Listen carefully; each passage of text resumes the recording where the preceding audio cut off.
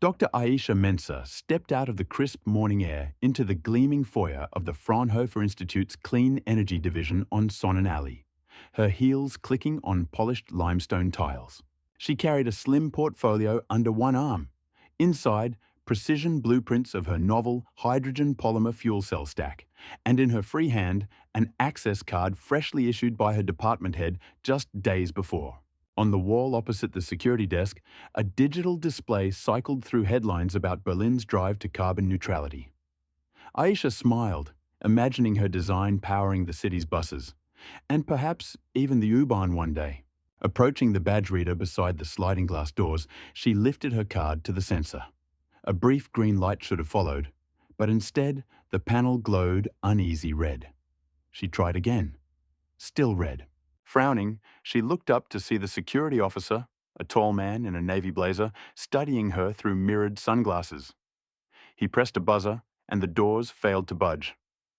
"I'm Dr. Mensah," she said calmly, turning toward him. "My card was activated this morning. I'm scheduled for a design review with Director Weber at 9. She cupped the card closer to the reader. The officer's jaw clenched. "Sorry, Doctor," he replied in accented German. "Access privileges have been revoked." He slipped the card into a black plastic pouch, dropped it into his side pocket, and stepped back. His brusque smile held no warmth. "Check with your department head." Aisha's heart sank.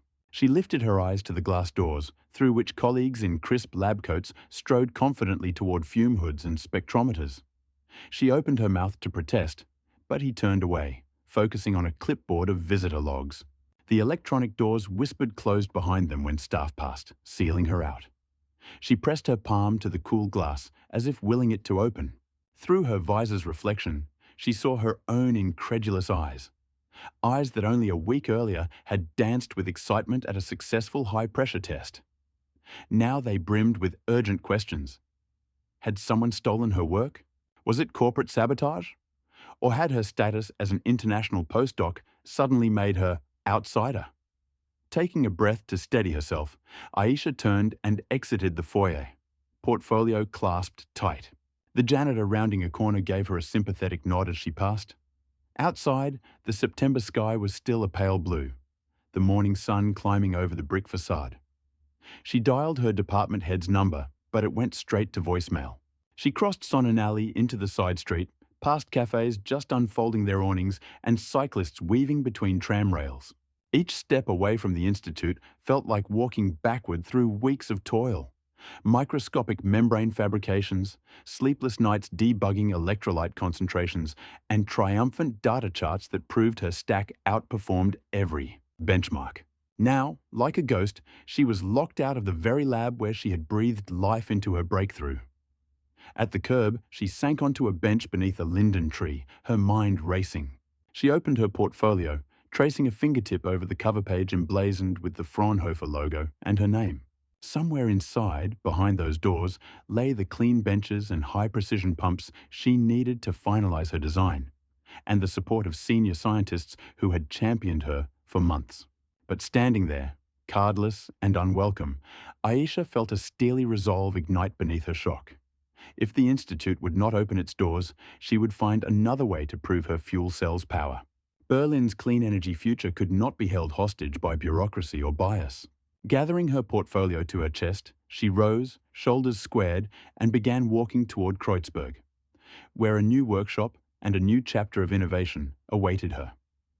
That evening, Aisha slipped through a narrow back entrance into a cramped, industrial studio above a bustling Kreuzberg bicycle shop.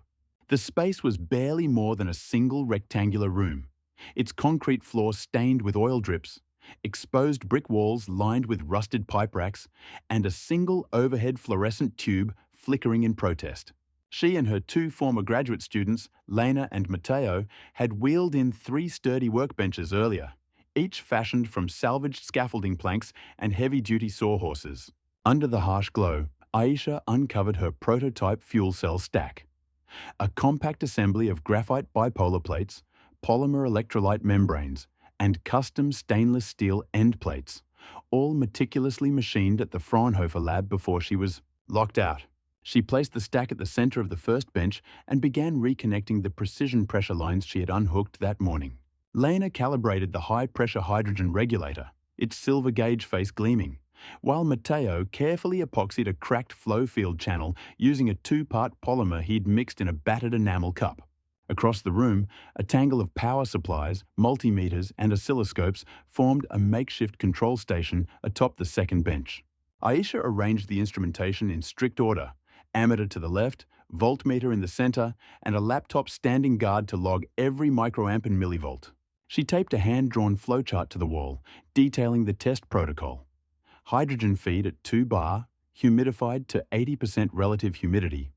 Oxygen inlet at ambient pressure. Cell operating temperature maintained at 65 degrees via a repurposed aquarium. Heater. As the clock edged toward midnight, the team gathered around the third bench, where a pressure-tested manifold waited. Aisha slid her prototype into place, the polished membranes reflecting the fluorescent light like mirrored glass. She donned safety goggles and turned the hydrogen valve open slowly, listening for any hint of a leak. A hiss, a sharp click. Satisfied, she opened the oxygen line and flipped the master power switch. A low hum surged through the manifold as the cell came to life. Lena watched the multimeter's needle climb. Current 5A, 10A, 15A. At 0.6 V per cell, the stack output climbed steadily into the hundreds of watts. Matteo keyed the laptop's record function, capturing live data as the cell's voltage curve plateaued with textbook efficiency. Aisha's heart raced. The performance exceeded her best results at Fraunhofer by nearly 8%. She allowed herself a triumphant smile before refocusing on the work ahead. The real test awaited beneath the city's pulse. The abandoned service tunnel of Alexanderplatz Station, where she would prove her design could power a metro carriage. Packing the energized stack into a custom shock-mounted crate, the team swapped the clutter of the studio for the cavernous echo of the U-Bahn basement. With every click of their ratchet wrenches securing the cell to the service track cart, Aisha felt the weight of her locked-out morning lift from her shoulders. As they backed the prototype train car into the dusky tunnel, Aisha pressed the handheld controller to life. The carriage's external lights flickered, then blazed steady green. In that flicker of illumination, amid the dripping water and graffiti-scarred walls, her nights of clandestine innovation had transformed bureaucratic rejection into the first breath of Berlin's future clean energy metro. That night, long after the city's last U-Bahn train had clattered into the depot, Aisha Mensah and her small team crept through a service entrance at Alexanderplatz Station. The fluorescent tunnel lights flickered, revealing damp concrete walls streaked with graffiti and the distant echo of dripping water. Aisha carried her prototype fuel cell stack cradled in a custom shock-mounted frame, its polished stainless steel ends catching the tunnel's harsh glare like a promise of power. They had borrowed an out-of-service metro car for this clandestine trial, its carriage salted with rust and its interior stripped of seats to make room for the equipment. Lena and Matteo secured the stack beneath the train's chassis, ratcheting each bolt with precise care and clipping in thick insulated cables to the car's auxiliary power bus. Every click of the wrench echoed off the tunnel's vaulted ceiling. Once the connections were complete, Aisha retreated to the driver's cab, where she mounted a handheld control panel linked to the fuel cell. Her gloved fingers hovered over a single power switch. She swallowed, remembering the morning's humiliation at the lab's locked doors, and then pressed down. A sudden low hum emanated from beneath the carriage as the hydrogen flow began. Aisha watched the digital gauge on her panel climb. The cell was coming online, voltage rising steadily. The hum deepened into a smooth purr. In the dim cabin light, she could see the indicator LED flicker from amber to a steady green. She keyed the throttle control. At first, the train shuddered, its aged traction motors drawing current from the fuel cell rather than the usual third rail. Then, with a soft whoosh, the carriage lurched forward, gliding down the dark track under its own power. The click-clack of the metro's steel wheels sounded strangely muted, replaced by the smooth drone of the cell's clean energy pulse. In the tunnel's gloom, Aisha dared a smile. She adjusted the flow rate to optimize output, feeling the cell respond instantly with stable amperage and constant voltage. Matteo, perched at the far end of the car with a laptop, called out live data readings over the radio. A continuous wattage output well above her design targets, thermal sensors showing the cell's temperature maintained within its ideal window, and zero detectable exhaust. As the train crept through the deserted station, its LED destination signs cast pale blue light on empty platforms. Aisha flicked off the cabin's interior lights to observe the exterior glow. The carriage's running lights, once dark, now shone a soft emerald, powered entirely by her cell. When the car rolled to a stop past the platform's end, she cut the throttle and the hum died away, leaving only the distant drip of condensation. Silence filled the tunnel for a heartbeat. Then the three of them exhaled in unison. In that subterranean cathedral, Aisha realized she had done more than validate a prototype. She had breathed new life into a system that had shut her out. Packing up her control panel and securing the stack for removal, she felt an unshakable conviction that this midnight proof would ripple through Berlin before sunrise, illuminating the path to a cleaner, more inclusive energy future. Sprosit ChatGPT. By first light, Berlin's transit community awoke to a digital storm. At 5:45 a.m., an off-duty S-Bahn engineer named Marcus Klein uploaded a shaky cell phone video to the private Berlin Underground Facebook group. His caption read simply, "Ghost train powered by fuel cell, caught it at Alexanderplatz." In the clip, the long-abandoned service carriage glided silently through the tunnel, its exterior lights glowing an otherworldly green. Marcus panned to the control cabin, where a small green indicator light blinked steadily on a homemade control panel.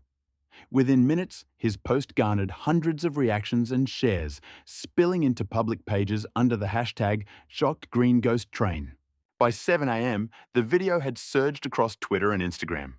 Transit aficionados and environmental activists alike dissected the footage.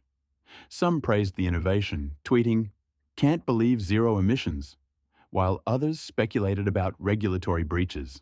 Berlin's top transit blog, Berliner Bahnblicker, embedded the video in a midnight to noon exposé headlined, "Is the U-Bahn running on hydrogen?" complete with still frame analysis and schematics drawn from the visible tubing. Local news vans converged on Alexanderplatz station as reporters from RBB and Tagesspiegel rushed to confirm or debunk the story. In the station square, commuters clustered around their phones, replaying the clip on loop. A street preacher paused mid-sermon to remark, "That's the sound of the future."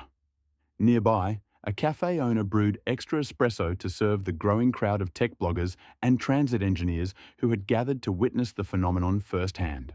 Inside her Kreuzberg workshop, Aisha sat bolt upright as her phone's notifications exploded. Twitter mentions, direct messages and emails from venture capitalists offering funding, and from Greenpeace Berlin requesting a public demonstration. She watched the video on repeat, frame by frame, her prototype unmistakable beneath the carriage. A swell of pride surged in her chest, quickly tempered by urgency. Marcus's video lacked context. It showed the result, but not the meticulous science or safety protocols she'd built into the design. By 8:30 a.m., Berlin's Transport Authority issued a brief statement. "We are investigating reports of an unorthodox power source on the U-Bahn test tracks at Alexanderplatz. No service disruptions reported. Further updates to follow." In a corner of the news conference, Aisha's department head at Fraunhofer scrolled through his phone and frowned. He immediately dialed her number. When she answered, his tone was equal parts relief and warning. "Aisha, your work is front-page news, but you need to manage this. Don't let them steamroll you with regulations. I'm arranging a meeting with the Senate's Energy Committee today." As the morning light warmed Berlin's streets, Aisha gathered her team. Lena held coffee cups, Matteo secured spare gas regulators. They huddled in the narrow studio, poring over emergency media statements Aisha drafted. Safety certifications, patent notices, and offers to demonstrate the technology under controlled conditions. Aisha took a deep breath. The viral revelation had thrust her into the spotlight. Now she had to seize it to turn mockery and exclusion into full-scale adoption of the breakthrough Berlin, and the world so urgently needed. That afternoon, Dr. Aisha Mensa took her seat at the grand mahogany table in the Rotes Rathause's gilded Senate chamber. her prototype fuel cell stack displayed under a glass case at one end of the dais. Around her, the city's transport minister, regulatory lawyers, and senior engineers from the Berliner Verkehrsbetriebe, BVG, assembled in starched suits and polished shoes. The vaulted hall's chandeliers cast soft light on frescoed ceilings depicting Berlin's industrial heritage, an ironic backdrop for today's debate over tomorrow's clean energy. Transport Minister Ingrid Vogel rose first, her voice measured but resolute. "Dr. Mensah," she began, "your unauthorized trial in Alexanderplatz has captured public imagination and scrutiny. We acknowledge the promise of hydrogen fuel cells, but we cannot endorse a system tested outside approved safety protocols." She tapped a printed report on the table. "Incomplete pressure vessel certifications and missing emissions monitor verification. We require full regulatory compliance before any further testing on public infrastructure." Aisha stood, smoothing the lapels of her blazer. "Minister Vogel, esteemed senators, the data I present today addresses every safety concern." She gestured to a row of binders laid open before each official. Thick stacks of test logs, materials certificates, and third-party analysis from accredited labs. "My cell stack has undergone high-pressure endurance tests to 2.5 bar, 25% above operating conditions, with zero membrane failure. Thermal runaway risk is mitigated by our fail-safe relief valves, documented in Section 4.2 of your binders." She paused, locking eyes with the BVG chief engineer. "And the only emissions are pure water vapour. No particulates, no carbon." Behind her, a giant projection screen flickered to life, displaying real-time graphs from her Alexanderplatz run, stable voltage curves, consistent amperage output, and thermal. Readings maintaining 65 degree plus 2 degree. The chamber murmured as senators leaned forward, scrutinizing the clean green lines. Aisha clicked to the next slide. A video of the prototype cart gliding silently through the station, its green LED lights glowing under the carriage. The BVG's lead lawyer, Herr Schmidt, rose next, clearing his throat. "Dr. Mensah, while your data is impressive, your tunnel test lacked BVG oversight. Emergency response protocols were not activated and no authorized inspector was on site. This breach of procedure cannot be overlooked." He pressed a legal report detailing liability frameworks for unlicensed modifications to public transit. Aisha nodded respectfully. "I regret bypassing formal channels, but bureaucratic delays at Fraunhofer barred me from accessing the Institute's lab. Today, I propose a joint oversight task force. BVG engineers, city safety officials, and my team will co-supervise all further trials, under a clear timetable to certify and deploy this technology." She slid a draft memorandum of understanding across the table, its headings listing collaborative testing schedule, safety protocol integration, and liability and insurance clauses. A tense silence fell as officials exchanged glances over the MOU. Finally, Senator Reinhardt, chair of the Environment and Innovation Committee, spoke. His voice was grave but not unkind. "Dr. Mensah, your ingenuity is beyond dispute, and the city cannot ignore the public's demand for cleaner transit. I move that, contingent upon immediate formation of your proposed oversight task force and provisional municipal funding for dedicated lab time, we grant you provisional testing privileges on the U6 line under supervised conditions." A vote was called. The chamber's electronic panel flashed green as the majority supported the motion. Applause rippled through the hall. Minister Vogel offered Aisha a curt but genuine smile. "Your path to official trials begins tomorrow," she said. Relief and triumph washed over Aisha as she gathered her binders.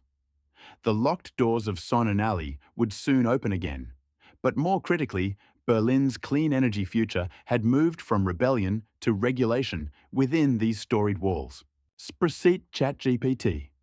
By 6 a.m. the next morning, the streets of Berlin were still draped in dawn's pale blue light when the first of Dr. Mensah's Mensa cells rolled silently into service on the U6 test loop. Transit crews in high-visibility vests and hard hats moved with precise choreography beneath the vaulted vaults of Alexanderplatz station. Platform 2, usually reserved for routine maintenance runs, had been transformed overnight. temporary mounting racks bolted to the third rail insulators, and control cab override switches installed beside the driver's console. Aisha arrived just as the first carriage of train 612 glided in on its own momentum. She watched from a safe distance as two BVG engineers, Marcus and Inez, keyed in the final authentication codes on their tablets. Marcus flipped the override switch, and the digital display on the control panel flickered from offline to H2 cell online. A hush fell over the small crowd of supervisors and media invited to witness the dawn demonstration. Inside the driver's cab, the conductor, a veteran named Herr Becker, closed the side door interlock and pressed the start button. For an instant, only the ambient hum of station announcements filled the air. Then, with barely a whisper, the train lurched forward under the power of Aisha's fuel cell stack, its exterior running lights glowing the same soft emerald as in the midnight trial. Passengers waiting on the concourse, early shift workers, commuters clutching coffee, and curious onlookers turned, surprised, as the U-Bahn's usual roar was replaced by a serene glide. At the next stop, Gesundbrunnen, Becker opened the doors and announced over the intercom, "Good morning. Today, this train is powered by Dr. Aisha Mensah's hydrogen fuel cell system, emitting nothing but water vapor. We invite you to experience the future of clean transit." Passengers spilled aboard, eyes wide as they felt the train's smooth acceleration. Aisha stepped onto the platform, waving to Herr Becker and the engineers, before boarding herself. Inside, she noted every detail.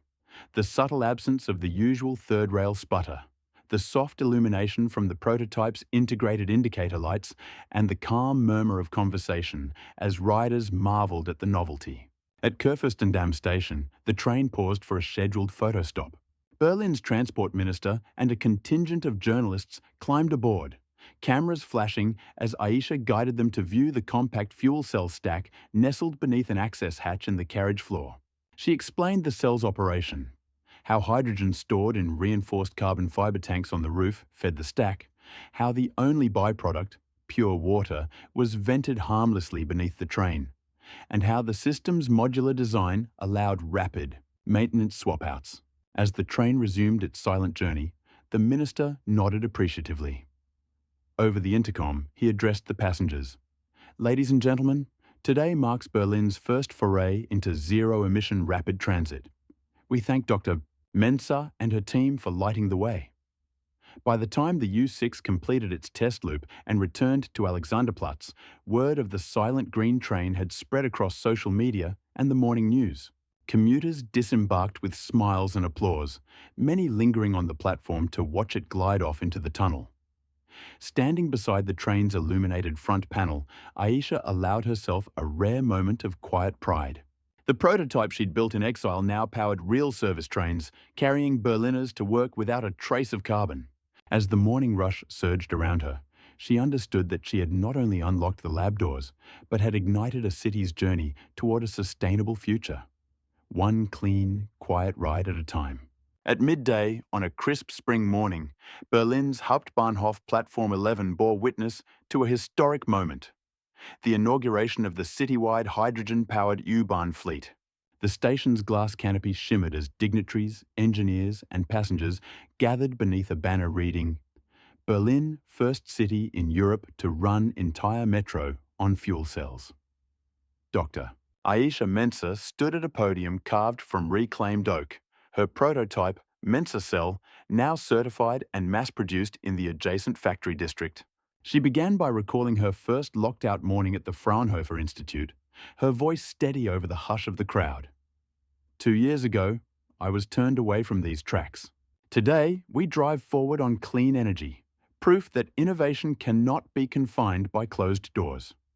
Behind her, a row of 5 gleaming green-lit metro cars gleamed under the station lights, each unit bearing the emblem of Berlin's Transit Authority. Alongside a discreet Mensah Cell badge, Transport Minister Ingrid Vogel stepped forward to ceremonially uncouple the first hydrogen tank, her speech echoing off the vaulted ceiling. In partnership with Dr. Mensah and the Senate's Energy Initiative, we commit to net zero transit by 2035. Berlin leads the way for sustainable cities worldwide.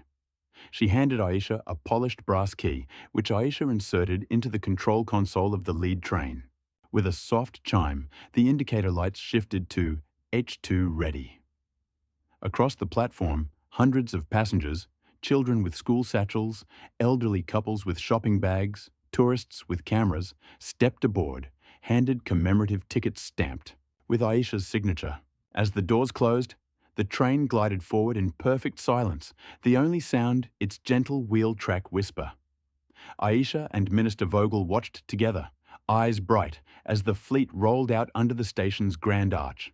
That evening, Berlin's cultural calendar featured the Hydrogen Metropolis Festival along Unter den Linden. Pop-up exhibits displayed scaled models of the Mensa cell and interactive kiosks where visitors could simulate fueling a train. Street musicians riffed on mechanical rhythms, while chefs served hors d'oeuvres infused with botanicals reflecting the fuel cell's water-only byproduct. Aisha mingled with families and students, answering questions about upcoming expansions to the S-Bahn and regional rail lines. In the months that followed, every U-Bahn line in Berlin underwent phased conversion. Emissions dropped by 95% within a year, and the clatter of wheels on rails was replaced by a serene glide citywide. Technical tours became routine. Engineering students flocked to the workshops to inspect the fuel cell modules, and international delegations arrived weekly to study Berlin's rollout plan. On the one-year anniversary, Mayor Franziska Attenberger unveiled a bronze statue beside Alexanderplatz station. Aisha's figure, hand outstretched toward the tunnel's dark mouth, fuel cell frame slung over her shoulder. A plaque bore her words, "Innovation belongs to no one, but can lift us all." Beneath it, school children in crisp uniforms sang a chorus of the anthem, "Someday We Glow Green," their voices rising in harmony with the electric breeze. As Aisha rode the silent metro home that evening, rows of passengers reading, chatting, and resting to the hum of zero-emission power, she reflected on the journey from exclusion to elevation. Berlin's heartbeat now pulsed on hydrogen, each silent train a testament to the power of perseverance and open doors. And as the city lights blurred past in soft luminescence, she knew her breakthrough would inspire clean energy revolutions in metros around the world, carrying cities toward a future where innovation and inclusion ride hand in hand.